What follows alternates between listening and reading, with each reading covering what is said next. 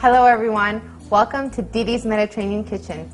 Today we're going to be making falafel, those wonderful fried patties made of chickpeas and fava beans. They make a great vegetarian sandwich, and today I'm going to show you how to make it.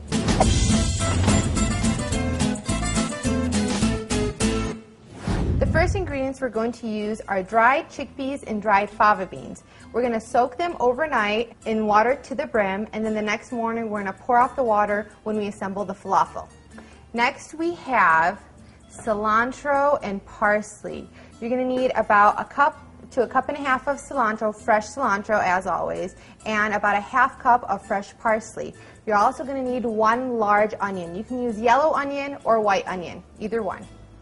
We're also going to need about 8 cloves of garlic, about 2 tablespoons of ground coriander, a tablespoon of ground cumin, half teaspoon of ground cayenne pepper, half cup of breadcrumbs, 2 to 3 tablespoons of flour, some salt, a teaspoon of baking soda, and a half teaspoon of baking powder. You want to start by first blending the chickpeas in a good food processor. You don't want to use canned chickpeas or canned fava beans because they have too much moisture and too many preservatives. It's best to just use the soaking process overnight. We're going to blend these until they're a fine, crumbly mixture.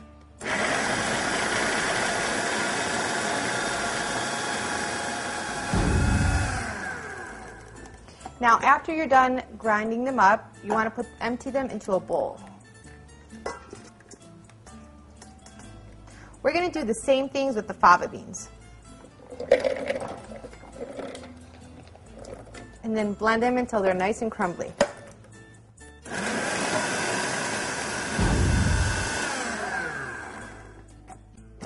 We're also going to empty these into the same bowl. After we do this step, we're going to add the cilantro, the parsley, and the onion to the blender and process that until it's a nice paste.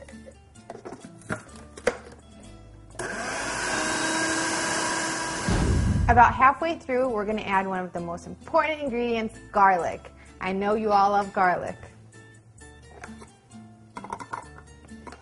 And then just continue to blend.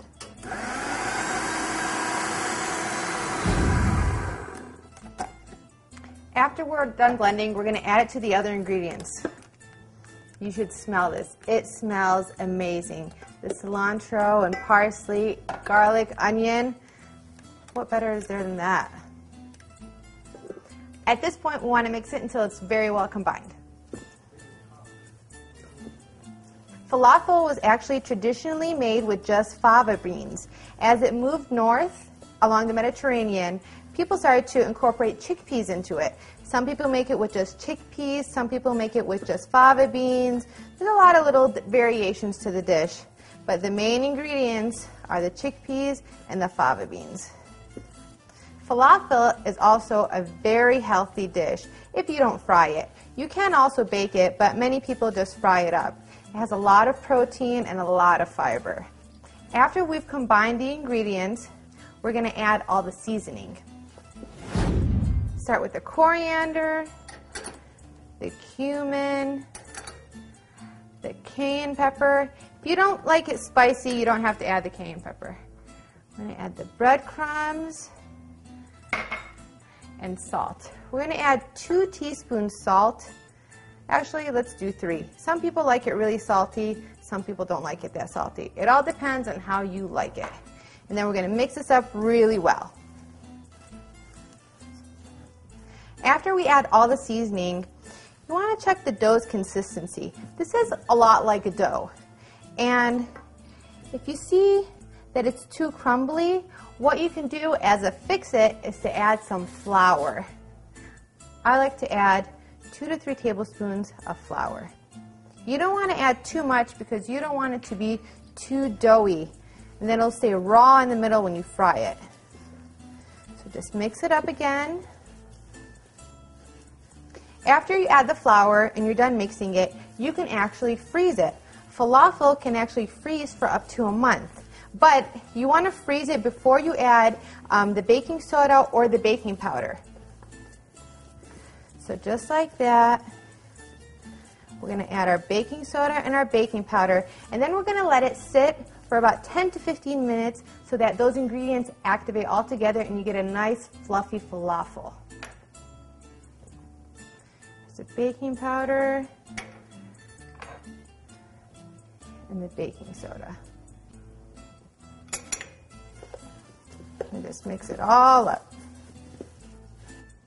While the falafel is sitting and you're waiting for it, you want to preheat a 2 to 3 inch deep frying pan, just a regular frying pan, and you want to add to it about 1.5 inches of just regular vegetable oil. I know it's not that healthy, but falafel is a great indulgence and makes a great sandwich.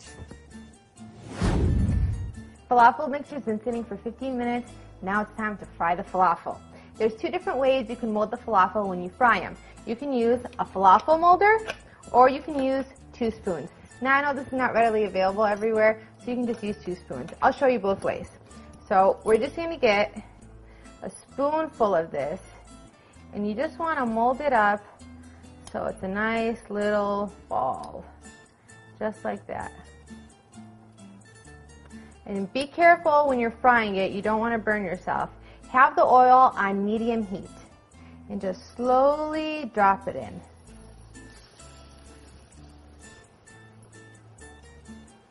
And continue until you have about 10 of them in the frying pan.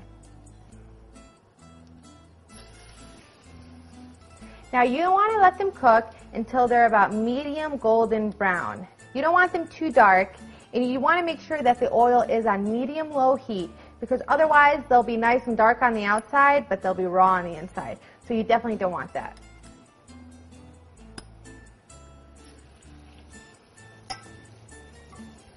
You want to turn them over just to make sure that they're not sticking. Look at that color. See how nice that color is? So let it in there for just a few more seconds. See the falafel? They smell amazing. Lay them on a paper towel so that it absorbs all the excess oil. Now, you want to fry the falafel right before you serve them. If you fry them too far in advance, they end up getting really doughy and they end up getting really soft. Falafel is known to be fluffy. That's what the word means. So you want to make sure they're crunchy on the outside and fluffy on the inside. Now, if you're going to use a falafel mold, what you're going to do is you want to pull it down and then just fill it with the falafel mixture. You can use a spatula. Just like that. And then you want to drop it in to the oil. It needs a little help. Keep your hand low so you don't splash. Now we're done frying up our falafel, and we're going to put a great sandwich together. Now if you're trying to stay away from the carbs, that's okay. You don't have to put it into a sandwich. You can just eat it with this great tahini sauce. It's really easy to make. It's just some tahini, olive oil, water, garlic, mix it all up, and it makes a great sauce. Or you can serve it with garlic sauce. I know you all love that garlic. So what I do is I have a nice loaf of pita, and I'm going to put some of the tahini sauce, just like that. You can add any vegetables you want to the sandwich. I like to add a lot of tomatoes to my sandwich. I also like to add kabis, which are these wonderful pickled turnips. And then some lettuce. And I'm going to add a little bit of the garlic sauce, just because you can never get enough garlic. I like to add a lot of garlic sauce. If you don't like garlic, you don't have to. But who doesn't like garlic? It's amazing. Next, you want to get your falafel patty and place it in the sandwich. Now, traditionally, they actually mush the falafel patty when they add it. So that's what we're going to do. Just break it up, just like that. But I want to show you what it looks like. Look at that. Look at how nice and green the falafel is. It's nice and fluffy. And you can see that the inside is not raw or doughy anymore. It's perfect. So we're going to put that down. We're going to roll up our sandwich, just like they do at the falafel stands. Roll it nice and tight. And I like to use aluminum foil to wrap the sandwich to make it look like just the way you buy it when you're at the restaurant. It's a sandwich made for a king. Thank you for joining me on this episode of Dede's Mediterranean Kitchen. Remember, you can get all my recipes at dedemed.com, and I'll see you again.